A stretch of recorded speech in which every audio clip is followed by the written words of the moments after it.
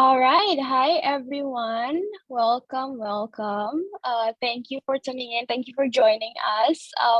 I think today will be a very insightful, very intimate, candid conversation with our founders here today. I'm Rani, Global Program Manager of Shilastech, and I'm going to be your host today.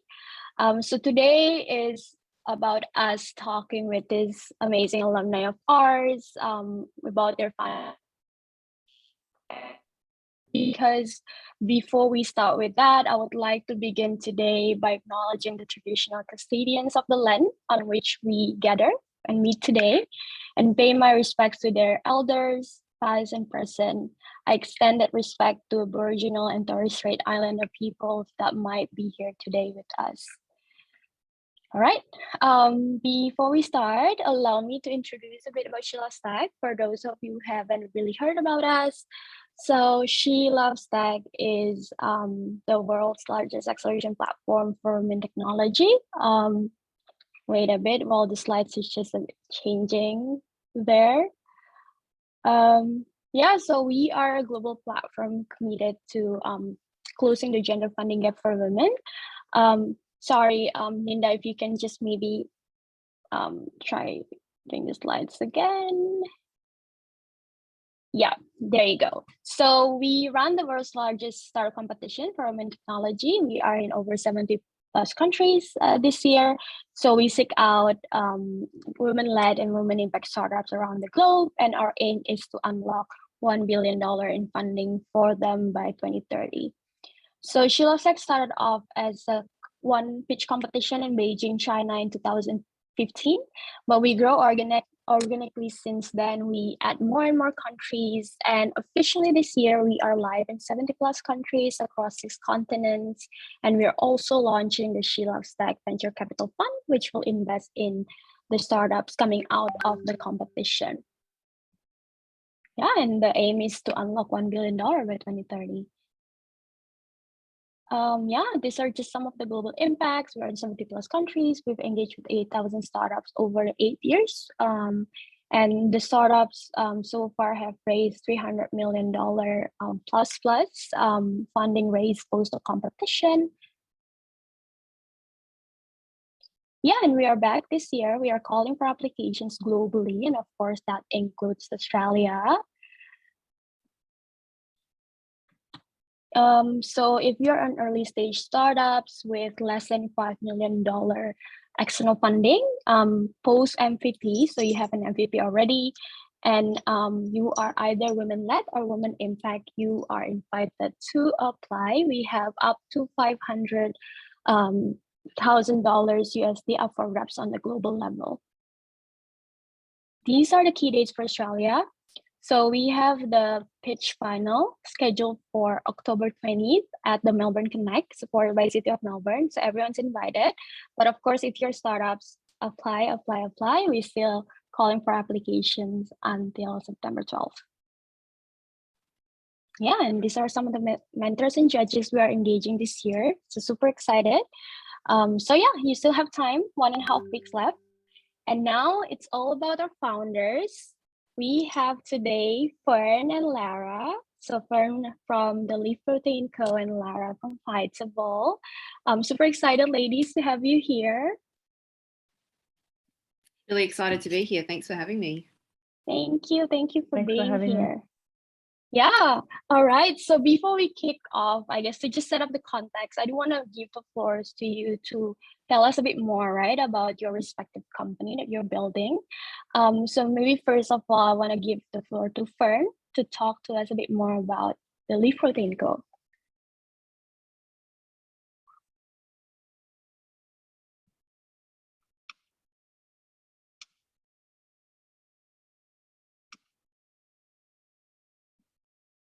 All right. I feel like... Yes. Yes, you can. Okay, fantastic. Yeah. So the Leaf Protein Co., we are a B2B food ingredient company. The name is pretty self-explanatory. Our focus is on developing alternative plant proteins, and we're specifically extracting it from Earth's most abundant source of protein, which is actually rubisco. And this is a protein enzyme that's found in leaves. And I suppose the big driver behind why we're doing this is really because, for me personally, how I've come into this space is my observation of, despite this huge demand and interest in plant-based eating, there's still a real lack of biodiversity, particularly in the ingredients that are being used. And those plant protein ingredients, there's really only 3 available in the market today. And unfortunately, 2 of these 3 ingredients have sort of issues that consumers have concerns with. Either they're allergic to them, or there are sustainability or provenance type issues. And that's, I suppose, our big mission and driver behind why we're looking to develop our library of leaf protein ingredients. So it's not just one type of leaf protein ingredient that we're developing, but a whole category of plant protein ingredients from crop byproducts. And we have also looked at regenerative and alternative plants. So in Australia, we've looked at saltbush as one of the sources. But, you know, the big question obviously is when you compare that with those existing plant proteins. I mean, there's a reason why soy protein is the benchmark today, because it does do a lot for the food industry, but we are able to match soy protein in terms of achieving that same high protein content while being free from those allergens and also being more biodiverse. But the big one that is also a big part of our driver is the clean label element. So our extraction process is a thermomechanical extraction process, which means there's no chemical residue left on the ingredient. And this allows the food companies to make those clean label claims, which consumers are becoming increasingly aware of and also searching for in the foods that they buy. I'll just call out really quickly to round off the big, I suppose, reason why the food companies are interested in leaf protein is that it's not just a plant protein ingredient, but actually offers all these additional functional properties.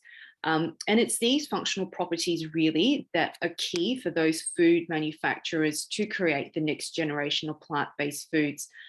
Consumers are increasingly discerning with their plant-based foods. These days, they're not eating it just because they've got no other choice, but they're wanting something that tastes good, has good mouth texture. And that's where things like the emulsification properties, gelation properties, foaming properties of leaf protein can really help to achieve those outcomes. So I'll leave that there as our short intro. Thank you so much for that. I can't wait to just dig deeper into your journey and stuff. But before that, I would like to just give the floor to Larah to talk to us a bit more about Vitable. Hi everyone, can you see my screen? Yes. Yeah, perfect. So thanks for having me to start with. Vitable is an Australian-based company. So we're direct to consumer, so a little bit different from Fern's company. And we basically decided to start Vitable in order to help make consumer health easier. And what does that mean? So obviously in Australia, the market of vitamins and supplements is actually quite large. It's a $6 billion market. It's a large market in Southeast Asia and Asia Pacific overall as well, with a total of perhaps approximately $70 billion of sales every year. But it's a market that is extremely confusing for consumers. So you've perhaps a few of you have experienced the overwhelming experience that it is to purchase vitamins. So one, you may have experienced symptoms like fatigue or afternoon slumps, feeling bloated, having some brain fog, and really not knowing what to do or how to solve this issue. So like a lot of people, you probably Google your symptoms and find yourself extremely confused with the amount of conflicting information that there is out there. And then like a lot of people as well, you might actually go to the chemist and browse through the aisles of similar products and just feel extremely overwhelmed with the choice that there is and just not being able to find a solution.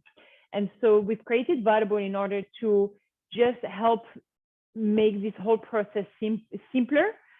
So what it means is that you can come to our website, take a quick quiz, that we have developed with the help of naturopaths and nutritionists, where you fill in your health goals, but also your unique lifestyle and diets.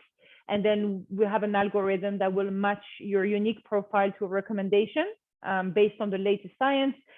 So to give you an example, if you say that you have some digestive issues such as bloating, and you exercise a lot and you never eat seafood, we will recommend magnesium for muscle recovery. We'll recommend zinc for your immunity because you don't eat much seafood. And we will pack all your vitamins into daily sachets that we will ship every month to your doorstep. So it's a subscription model. Everything is packed in grab-and-go sachets. So you actually remember to take your vitamins every day. We make the whole experience easy, and you don't need to juggle through 10 different bottles every day in order to make sure that you take your vitamins.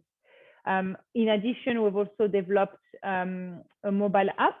I'll try to show that.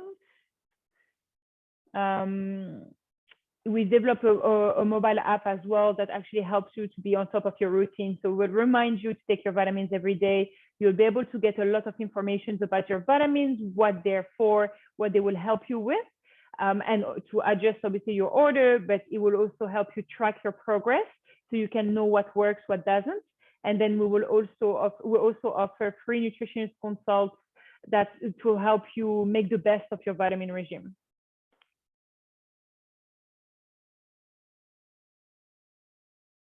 All right, thank you so much. Thank you so much, Larah, for that. Super excited. I think it's interesting how both of you are building different approach, right? In the sort of business, of course, Fern with the B2B and Larah with the T2C, but essentially both of you are offering more options to health and wellness for your end consumers. So super excited to dig deeper. Of course, everyone, if any points, anyone have any questions to the founders, please do jump in on the chat box. And also later on, we'll have an allocated Q&A session. So at that part, I mean, if you want to jump in with your open camera and mic, please feel free. So to kick things off, maybe Fern and Larah, could you just tell us a bit more about your career background? Were you always in the space that you're currently in? How did you, how this companies basically came about? Maybe Fern, you want to start? Yeah, sure, happy to. So my background has very much been in the B2B corporate space. So no surprises with that sort of background. I've stayed in that area. And I've always sort of been probably more at the commercial end of things, so in product management, product marketing. I worked overseas for a long time. And then when I came back to Australia, I've always been in a more sort of tech-based industry. And I guess the journey towards the Leaf Protein Co. for me, there was quite a big personal angle to it. A lot of it was I had always wanted to, I suppose, start my own thing. But I was always wanting to, I needed something that I really felt passionately about to, you know, go the whole way in. And I suppose when I came across or was introduced to the concept of the leaf protein being the most abundant source of protein on Earth, that I think combined with this knowledge that there was increasing market demand for plant-based proteins, but yet there was this lack of biodiversity, it just appeared to be a real gap in the market that needed filling. And potentially, you know, the solution could be leaf protein. So I suppose with my product marketing, product management background, that's what led me to it.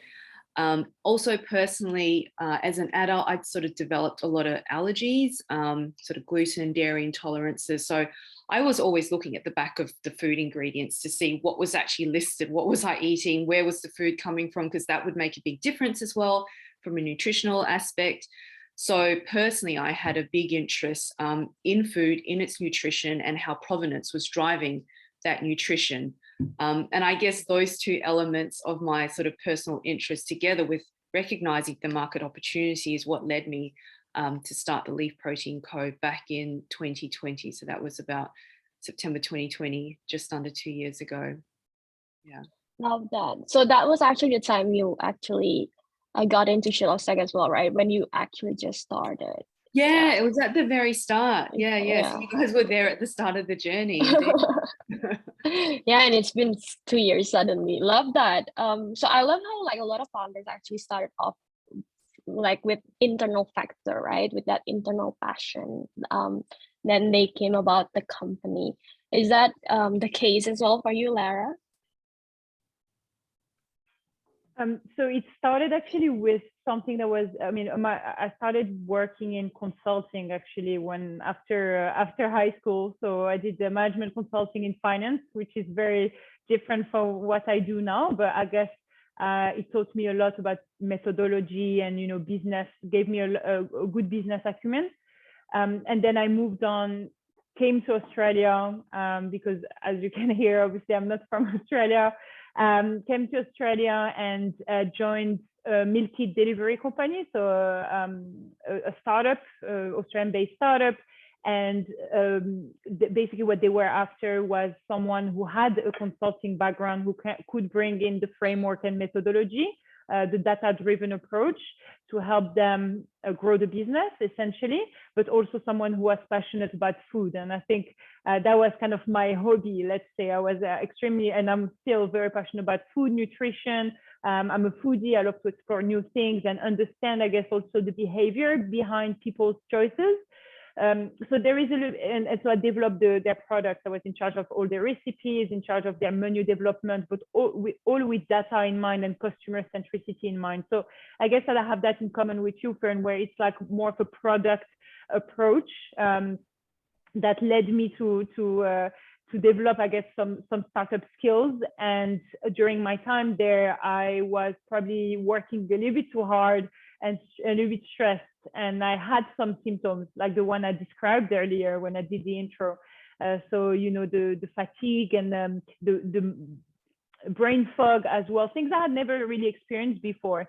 And unlike more people, I had the chance to have access to a nutritionist and a naturopath in my team at HelloFresh. And they were the one who started educating me, explaining how nutrition deficiencies work, how my choices of, coffee, exercise could impact actually my health overall. And it's only thanks to them that I was able to understand how my body works, the basics of nutrition really, and to take action. And with simple things like some dietary and lifestyle changes and very simple supplements, high quality supplements, I was able to get back on track and feel myself again.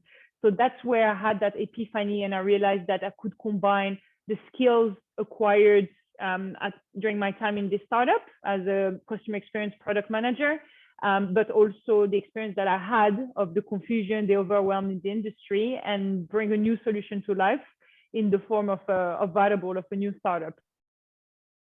Love that story. I love how it's like a combination, of course, about your lived experience, but also like internal passion, right? And love that both of you have like in common, that is the love for food, because that makes three of us actually like foodie in this panel. But love that. So I mean, yeah, you've touched upon like how sort of that came about and stuff, but also I guess as everyone knows and heard again and again all the time, being an entrepreneur is not an easy fit. Like it is a marathon, right? Can you share a bit more about how was it for you when you just started from that like, monthly paycheck and suddenly being a founder, entrepreneur, right? Yeah, how was it for you when you just started? Have there been like any challenges that make you like doubt yourself, oh, this is not for me? Like, how did you overcome that? Should I go first again? Up to you when you're ready. I mean, yes, the floor is yours. Yeah, I think for me, the journey into startup world was quite a personal journey. I suppose a bit like Larah, I was in a sort of fast-paced corporate role where I had a lot of responsibility, a big team to look after. And even though it was, busy and there was a lot being done, there was always a sense that, is this really what I want to be doing? And how fulfilled am I by this work? How meaningful is it to me? So I think the biggest difference, and this is what I tell my friends when people ask as well, the biggest difference between my corporate career and now having gone down the entrepreneur path is that meaningfulness, in that there's, even though there are trials and tribulations and it's a roller coaster ride, everything you do is by your own choice. And so there's deep meaning behind the work that I do, and the rest of the team at the Leaf Protein Co. So from a fulfillment side of things, it's extraordinarily fulfilling. I think a lot of that does go towards not having that standard easy paycheck that you can kind of collect from a corporate job. You know, it's sort of a little bit, and I hate to say this because I'm also in a very fortunate position where I have my partner who's my husband's able to support me through, you know, going through bootstrapping the Leaf Protein Co. in the early days, and somewhat now as well. So I think without that supporting network, it would have been a very different journey, and maybe we wouldn't have continued as we have. So I think, you know, I am fortunate that I have been able to continue on this and grow the business. But at the same time, I think also some of the ways that we've been able to work in a much more agile environment that in a corporate structure we wouldn't have been able to, has allowed us to make those strides in the Leaf Protein Co. So that also adds to, you know, feeling fulfilled with what I do here at the Leaf Protein Co. Yeah, I love that. Love like how you touch upon like fulfillment, right? Because I guess that's also the fuel that keeps you going on this like journey. I also love how you acknowledge as well the supportive network that actually enables you to continue on this. Larah. Yeah, I think it's a very, very good question because it is definitely difficult. I mean, from my experience, but as long as you feel fulfilled, as Fern said, or as long as you have a mission and you're true to your mission, I saw that the difficulties are almost kind of natural to overcome. So I think it's all about knowing why you're doing it.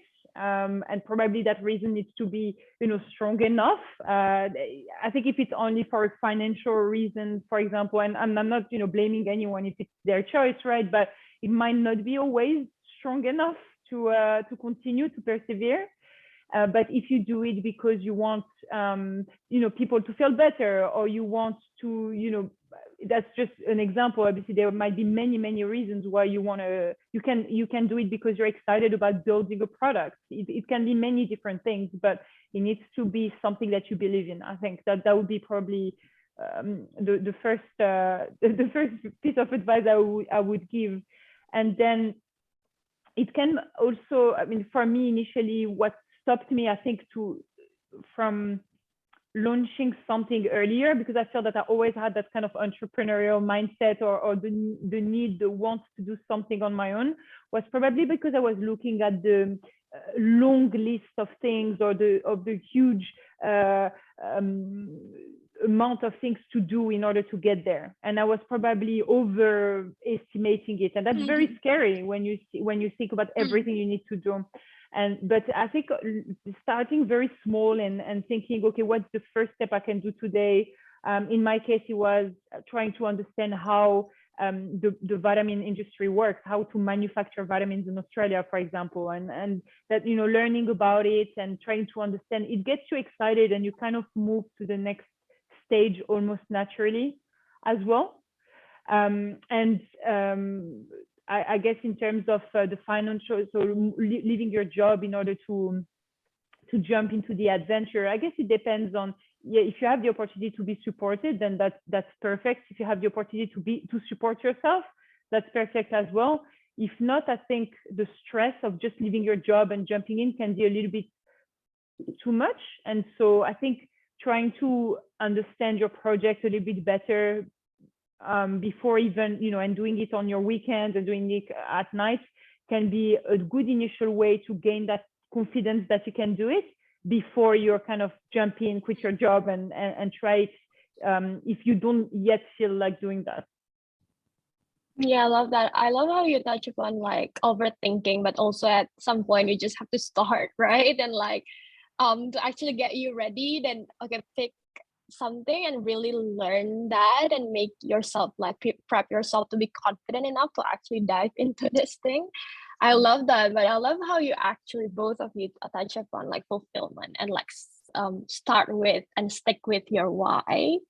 I guess since we're in that topic, so what's your why? So what's like the North Star that keeps you going? I guess both in terms like personally, but also as a company, right?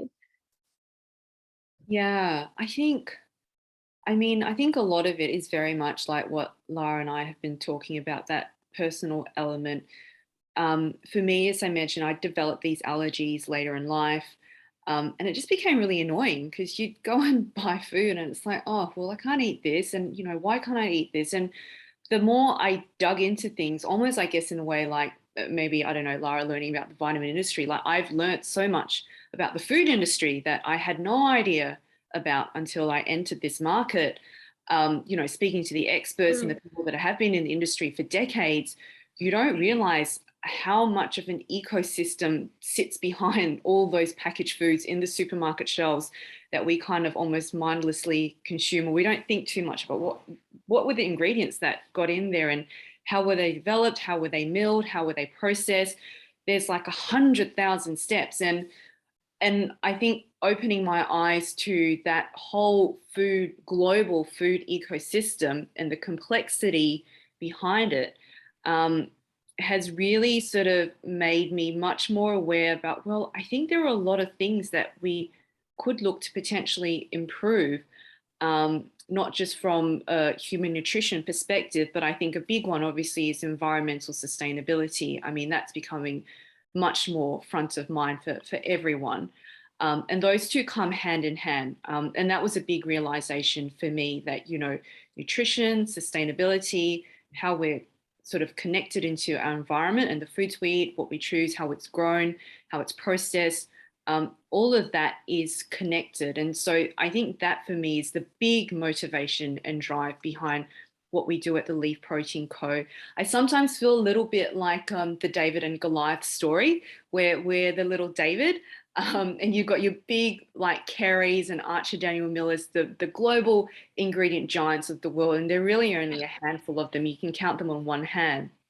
And we're just sort of trying to put in a little wedge to show that, there are alternatives to the soy and the wheat, which still serve a purpose, but there's this huge other biodiversity that we should be looking to bring back into our food system, which will not only help with our food sustainability, environmental sustainability, but also human nutrition and therefore human health and all those other health issues that, have developed in both the developed world and we still see also in developing countries.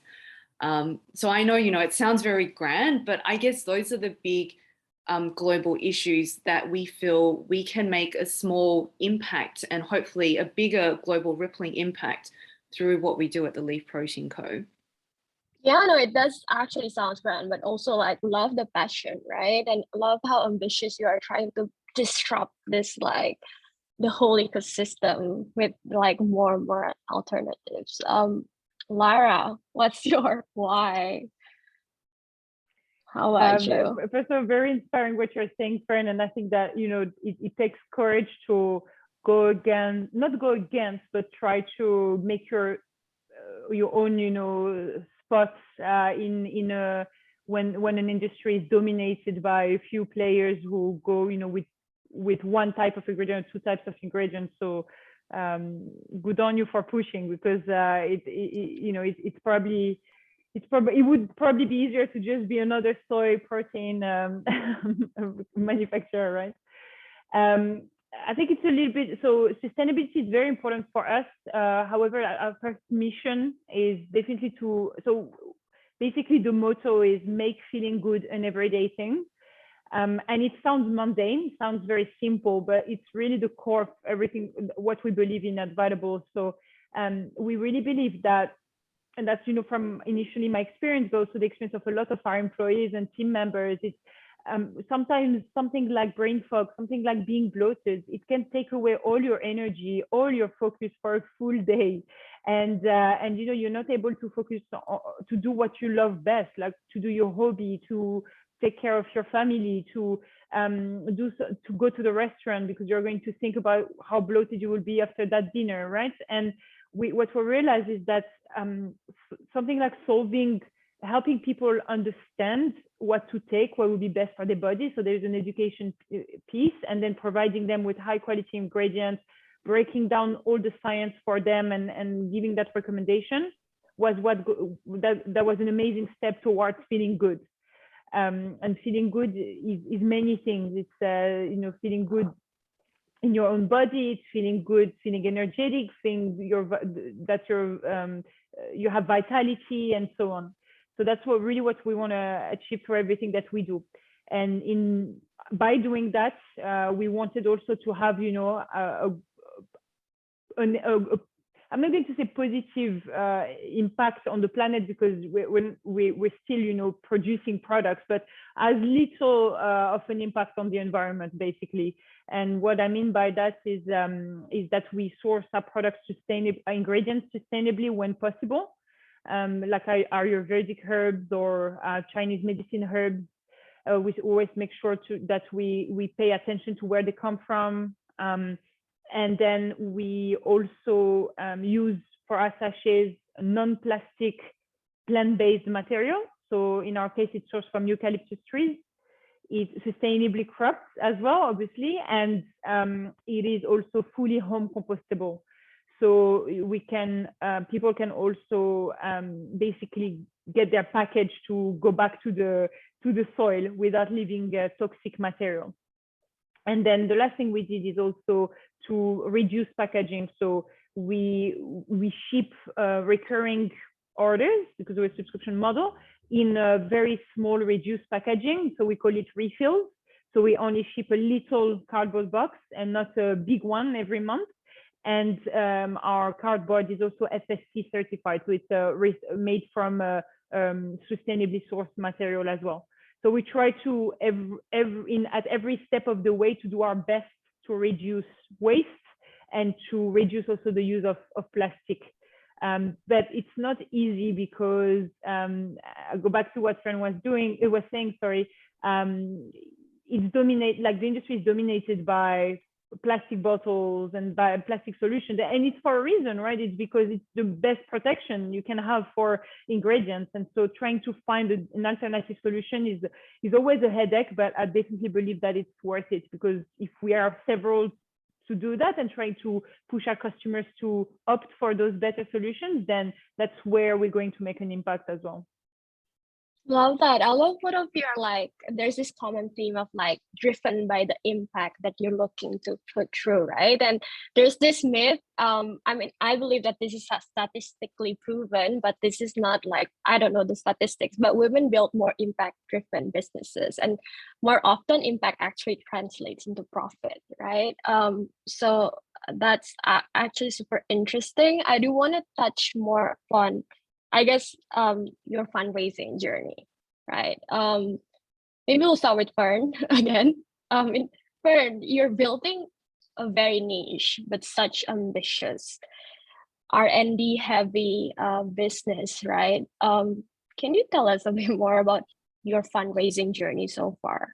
Was it difficult for you to get out there and convince investors of what you're trying to build, especially since you've been saying, right, this is such a difficult market dominated by big players with big capital behind them?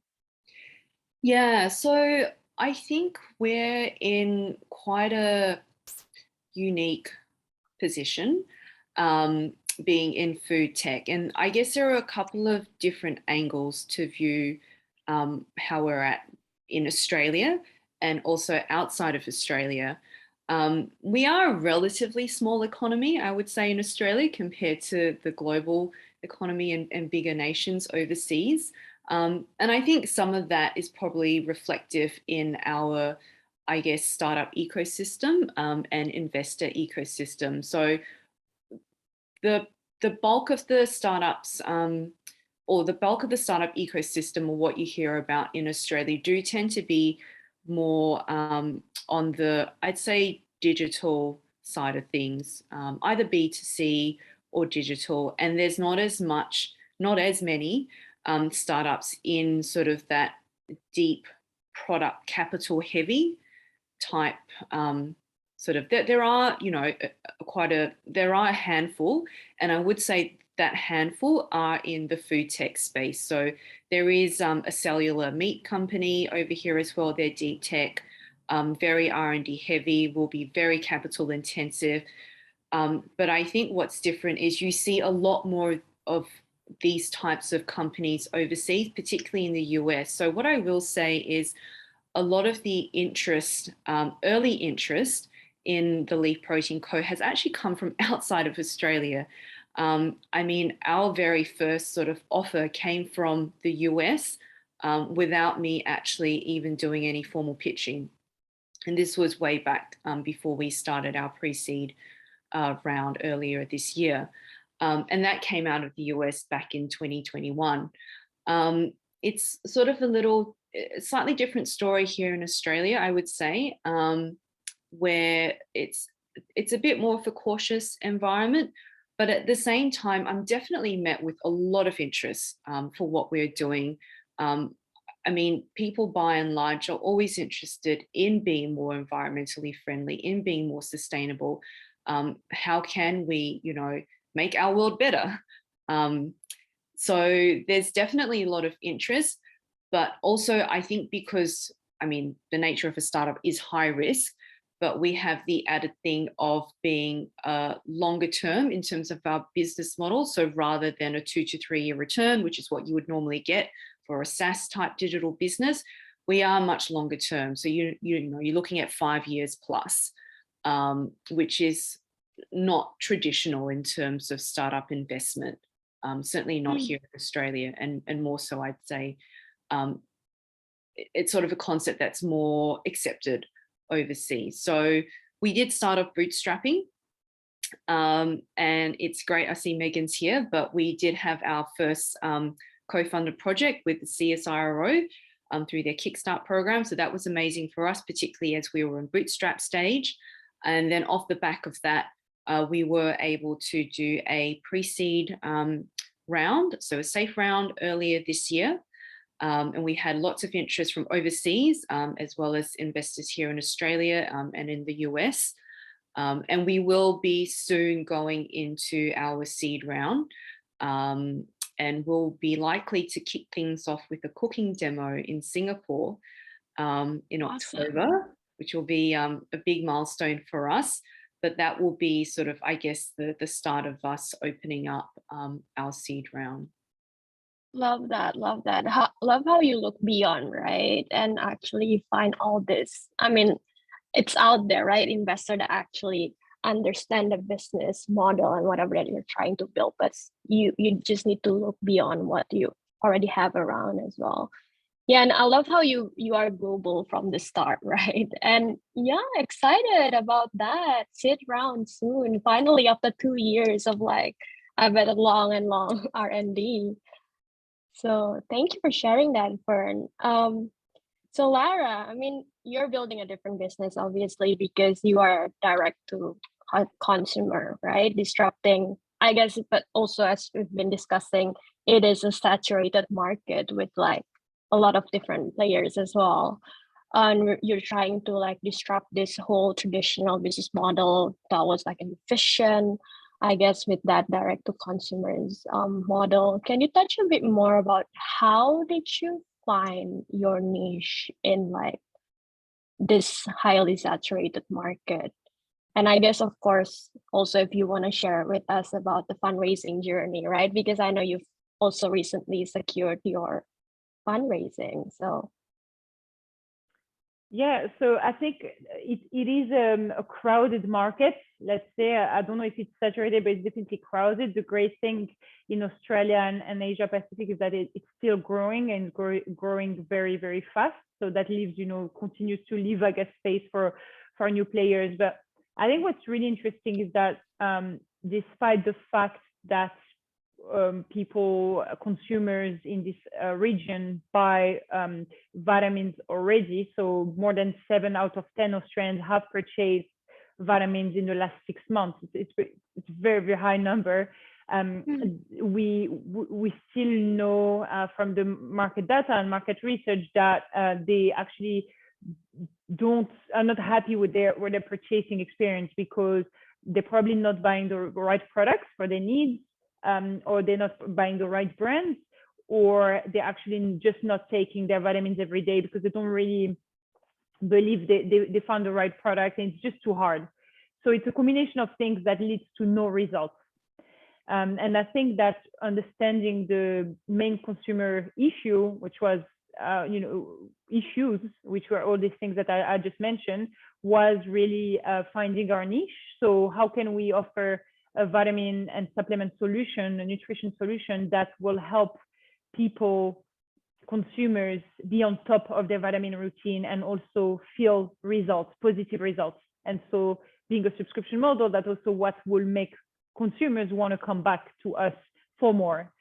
And really the answer was being transparent, simplifying the science, simplifying the process, and personalized vitamins. So making sure that we can help you match the right vitamin routine, the right vitamin regime to your unique profile.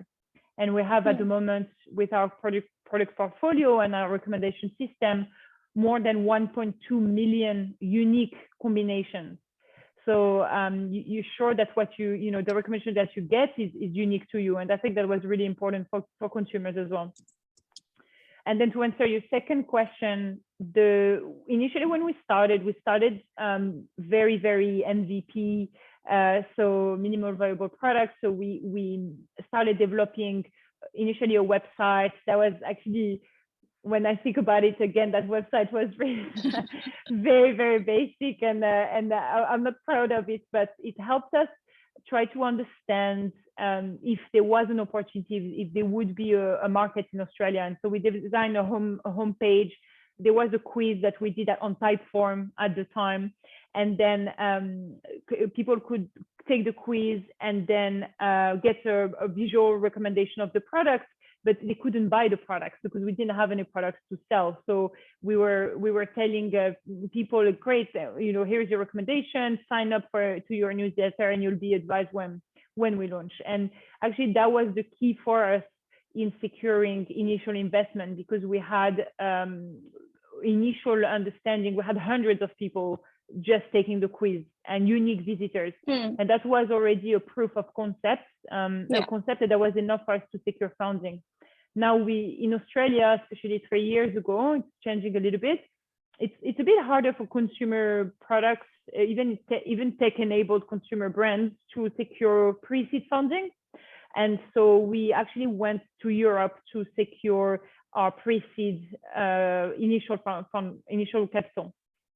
So we secured it from European VC. They invested money and then followed us through our journey. And that was the opportunity for us to then, really acquire our first customers, and that customers to get back. We have a really, really good retention rate, and that attracted capital from initially high net worth investors in Australia, so family offices and angel investors, and then venture capital firms as well. Love that. Love how there's that commonality with your pre-seed stage, right, where you actually look beyond Australia. And that's actually also something that I guess Sheila started trying to disrupt as well, right, to provide this global access to like investors and stuff. So yeah, a bit of shameless plug, but again, everyone, we're calling for applications until September 12th. So if anyone wants to apply, but yeah, love that stories. I guess fundraising is always such, a difficult journey, right, for everyone. You like send out like hundreds of like proposal and you get like 1 or 2 yeses. But good to hear how that's been for you and how you pushed through all. And I guess one of the hot topic that's we've been hearing about these days is how we're currently in the winter, right? This economic downturn of the whole startup ecosystem with all the capitals just like kind of like freezing and stuff. Um, can you share a bit more about like, I mean, are you affected at all, right? But by this so-called economic downturn that the ecosystem is currently facing? And what's your strategy to push through it for the next 24 months or so? So this was a thing that I was going to mention, but I forgot to mention early on. I think we're somewhat lucky, the Leaf Protein Co. being in that alternative protein space. And I can't remember the stats off the top of my head, but even though there has been a significant downturn in terms of investment, and certainly in the digital SaaS space, we haven't seen as much of a dip in the sort of alternative protein space. And I think that's just reflective of the fact that people still need to eat and the environment is still going to be there. And if we continue the way that we go, then maybe it won't. But, you know, even more reason for us to be focusing on how we can make it better. So I suppose, and I guess, you know, this reflects my passion as well behind the Leaf Protein Co. and what we're doing, because it's an ongoing solution to real life current, you know, the world and its current state. So even though there is a slight downturn, I think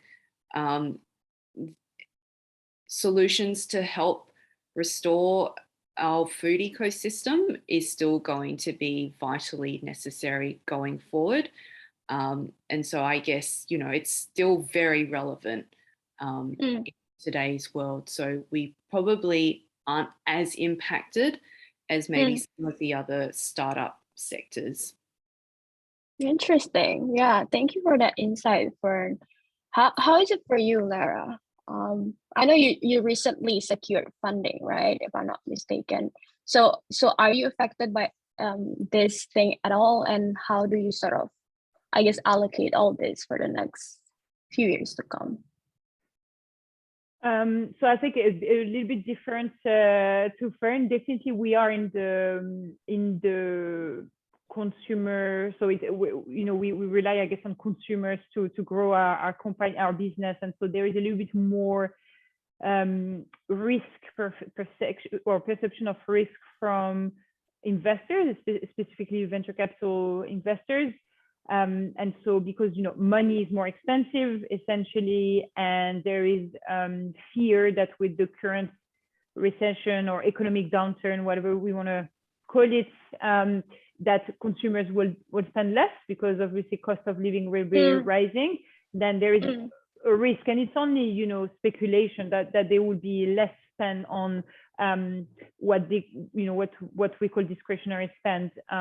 Luckily, health is not going anywhere, and if anything, what we see in economic downturn is that actually consumers shift away from primary care, so they may not go, for example, to a specialist because it's a bit too expensive, or they may delay that.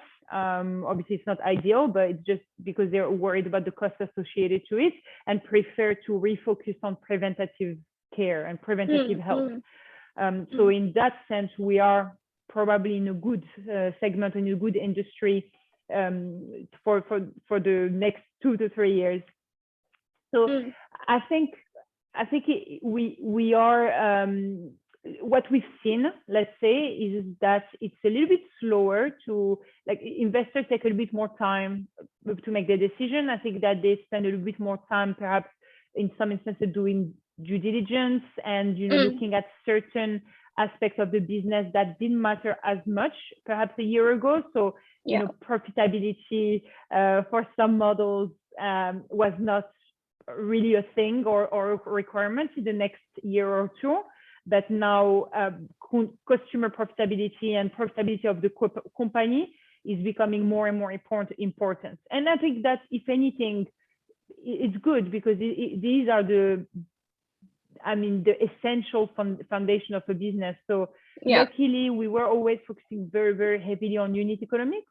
And I think the change for us in order to secure the funding that we got recently was that we just postpone some projects that would have had a really good impact on our growth, but that required a little bit of investment in time, resources, and capital.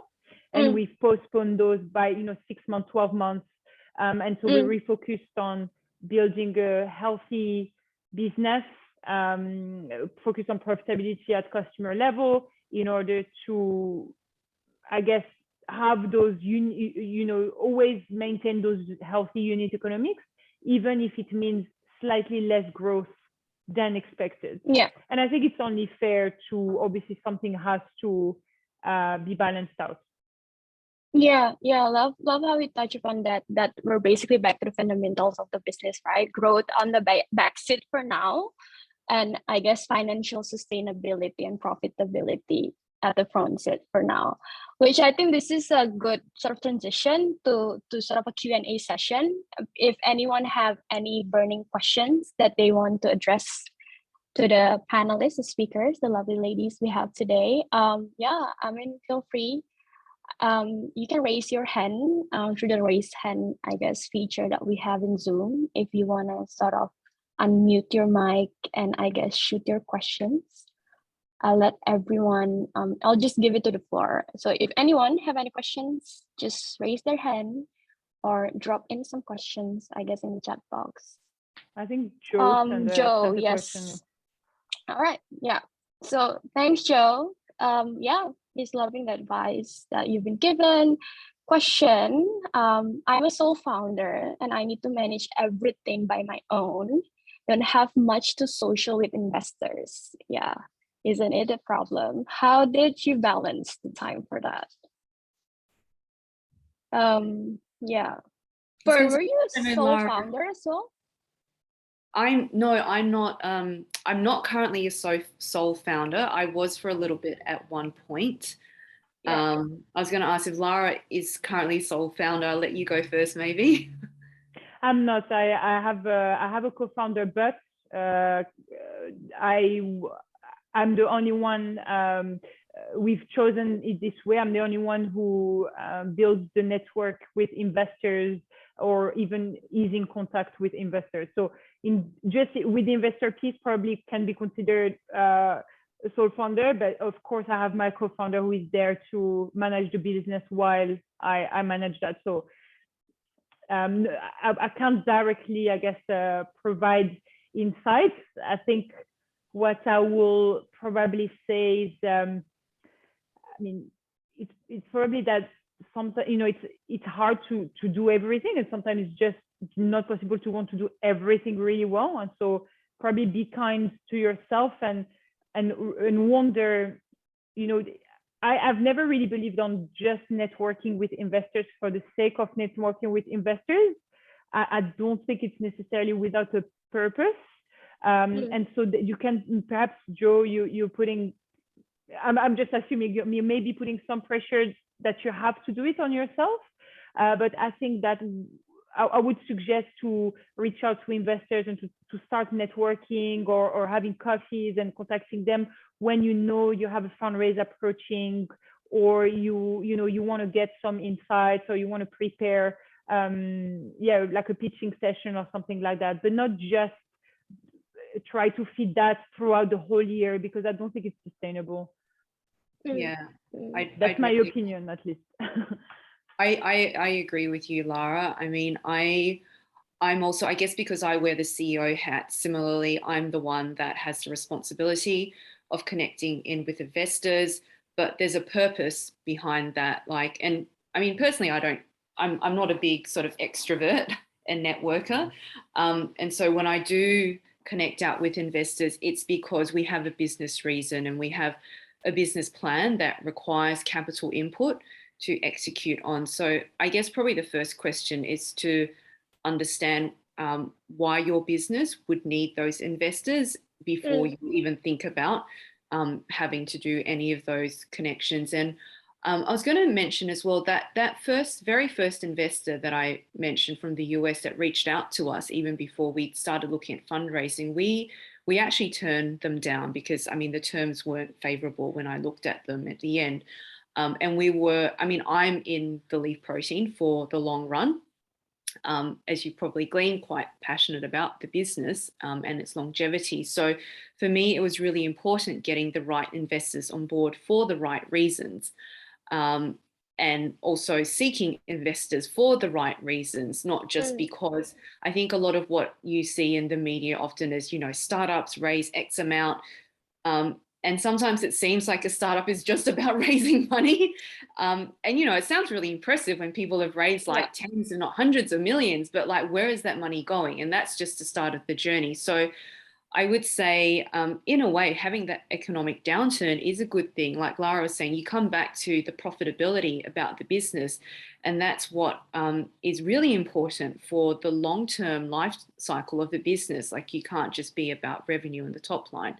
You have to look at the bottom line as well. So I would say, even having a co-founder, it's still busy. But as a sole founder, you probably do need to look at, well, what's the most important thing that you have to focus on?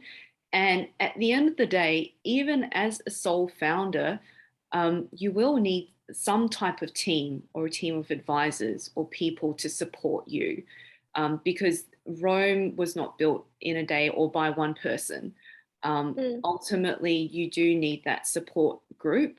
And so I would say, if you don't have the time to be connecting with investors, once you have decided that you do need to connect with investors, then I would think about, well, is there a broader team that you can rely on to help you with all those hundreds of things that need to be done in a startup? Hundreds of things in the to-do list. But I love that it comes back to like be intentional and just like actually start with the why again, right? And stick with the why. Because it's one of the trends that we're actually seeing is this like topic that a lot of the times the most profitable startups actually start off with a very long timeline of just bootstrapping without external funding at all, right? So yeah, thank you for that insights. I guess Nina, have another question, and I guess this is mostly I think for Fern, but maybe Larah could chime in as well. I guess you've touched on this, right? You look for like external investors from the US outside Australia, but maybe you can touch more about what's the starting point, right? How do you tap into those investors? Yeah, so I would say every sort of step forwards leads to another connection. I think I know what you're talking about, that Nina, because that's sort of what I alluded to. Like, the food tech space in Australia is not as well developed as certainly in the US. It's absolutely taking off in Asia Pacific, and it's certainly a big deal in Europe as well. So you will probably get a lot more sort of upfront interest outside of Australia. But the way we built the Leaf Protein Co. is there are a couple of key steps that we took early on. So even before we started that project with CSIRO, we actually applied to get into 2 food accelerators. So they're food agri-tech accelerators in Australia. The first one was Rocket Seeder here in Melbourne, Victoria. So that sort of helped place us into that food agri-tech ecosystem, into that network for people that are specifically interested in that segment. And I think that's quite important when you're looking at investors. You want investors to have a specific interest in your area as opposed to broad brush, which are often not quite as useful because then they don't have the connections or expertise to help you. So it's not always just about the money. Often it's about the expertise and the broader networking. So getting into the Rocket Seeder program was great for us. And then after the Rocket Seeder program, the next step actually was getting into the SproutX program. And through the SproutX program, we got a lot of connections into local growers here in Australia, but then also an international network. And it was actually through the SproutX program that we got connected into Big Idea Ventures, which is one of the big global food tech VC accelerators. So it's been a stepping stone journey for us. So I'd say there's definitely a good, solid food tech community here in Australia. And once you're in that community, it will help you connect out into the more global networks. And once you've been around for a while and you're doing well and you're people can see you're making progress, you will start seeing the emails coming in. And I think that's how we got invited to do the cooking demo at the conference in Singapore in October. Yeah, Larah, do you have any to add to that? I mean, I think Fern said it all. I think it depends on what stage of company you're in, and that's why I asked Nina where she was at. And congratulations on closing your seed. It's big, especially especially in this environment. So I would say probably, I mean, there is no magic answer. I think it's, if you can progress without funding, then it's probably the best time to do it, because funding is just hard to get at the moment. It's less hard to get for pre-seed and seed because it usually takes 2 to 3 years to get your product market fit. So you have that time to get get going. But if you can bootstrap, if you have enough capital to just do your product market fit, then that's probably better for you to do that, rather than work hard for 6 months to try to raise if that's not available, and focus on unit economics, because at the moment that's all that matters. And obviously it's a little bit different for B2B businesses, I guess, but for consumer businesses, your LTV CAC ratio, your payback period, these two things combined are very, very important. So how long does it take for you to repay your customers that you've acquired? And also what is the profitability of each of your customers? And when it's early in your journey, it's okay if that ratio is still around 1, but you need to be able to show that will transform into a 2 or 3 in the future. And that's all that investors want to see now. And sometimes they're happy to let go of growth to a certain extent if it means being able to focus on unit economics. Love that. And again, we touch upon getting back to the fundamentals, right? I guess we have time for one more question before we wrap up. So yeah, Helena, I think the question is, I don't know if you have lived experience about comparing founding a startup in Australia versus other markets, right? But maybe both of you can chime in a little bit in that, because you have both raised funding from investors outside Australia. So how well do you think the startups are supported, and in here in the down under, and would you recommend startups to found their startups in, I guess, quote unquote mature markets such as the US and the Europe? I guess it depends on the industry, but yeah, feel free to chime in. Yeah, I think one of the great things Australia has is the R&D tax rebate. So if you are a company like ours, where a big bulk of our activities are actually R&D, then the tax rebate really helps with cash flow. So there's huge benefits to starting the company in Australia. So we originally, we were founded and registered as an Australian business, but since then we have also registered as the C Corp Delaware in the US. And I suppose we've done that because what we have found that we're at the stage where we are seeing a lot more overseas interest in the Leaf Protein Co, and it just makes things easier from an investor perspective. But there are definitely benefits with R&D here in Australia.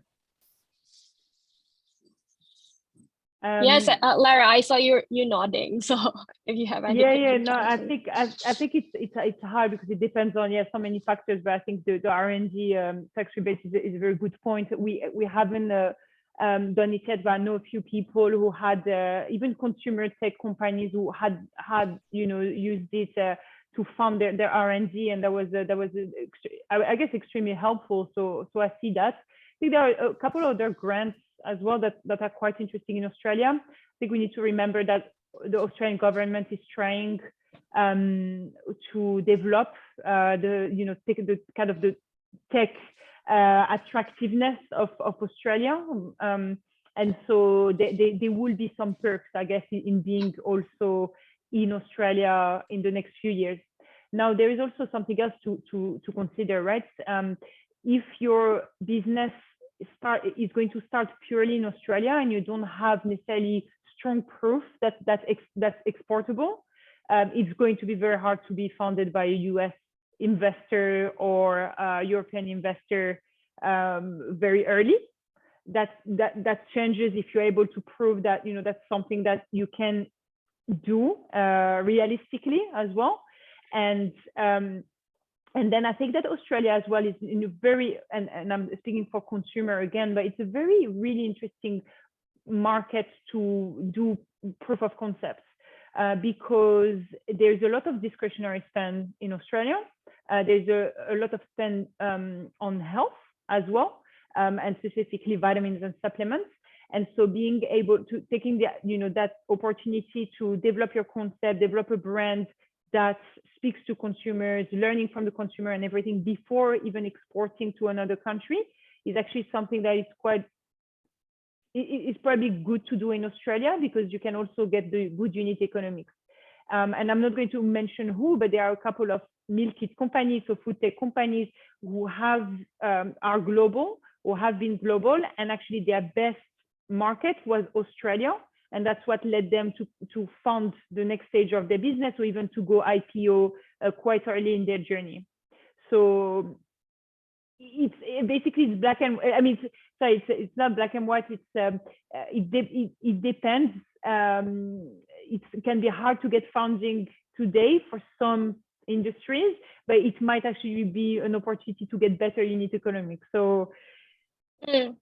I love that. There is never a black or white, right? It's more a lot of different nuances that you as founders just need to be really strategic about. So I love that. It's been such a session. I guess we ran over time, but it's been such an insightful session, and I guess everyone just has a lot of questions. So everyone, if you have any further questions, please just feel free to drop in your LinkedIn in the chat box, right? So everyone can connect later on. I think Fern, Larah as well, if you can quickly drop in your LinkedIn so everyone can maybe connect with you and connect in off the line of this event, that would be great. So yeah, please feel free, everyone in the audience, just drop in, have a crazy sort of LinkedIn there so everyone can connect. It's been very, very insightful. I guess an hour is just not enough for us to dig deeper into all of your insights, but I do want to ask maybe one last sort of, you know, remarks from you, right, in terms of if your advice for these entrepreneurs that we have tuning in the Zoom right now with us, any like, you know, one-liner of advice for this, for all of us here. Do you want to go, Fern? Oh, that's a tough one. I have to think about it. I have one if you want. Yeah, to you buy go. time. You go. I think it's one that, to be honest, weirdly I had to convince myself was important for a while. But be kind to yourself. It's a big journey. It's a hard journey. You know, do your best work, but also be kind to yourself because you can't be always at 120%. And get people, and I guess segue to a second one, get people to help you, get support. I think there was one from Fern. Try to surround yourself with mentors and other founders that have gone through the same challenges. Fern. Yeah, I guess it's probably been my theme. Follow your passion, because that will really drive a lot of the good work that you do. If you're passionate about something, you will end up doing good work. Love that. Be kind to yourself, surround yourself with supportive network, and follow your passion. Thank you so much, ladies. It's been a great session. It's spring these days, so I'll give you back your like time before the sun actually sets and enjoy the day outside. So thank you so much for tuning in. Again, everyone, we are still calling for application until September 12th. So if you're women-led, women impact startups, do apply. And thank you so much, Fern. Thank you, Larah. Thank you, everyone, for tuning in. I'll see you. Thank you for having me. Thanks, everyone. Thank you. Thank you, everyone. Bye.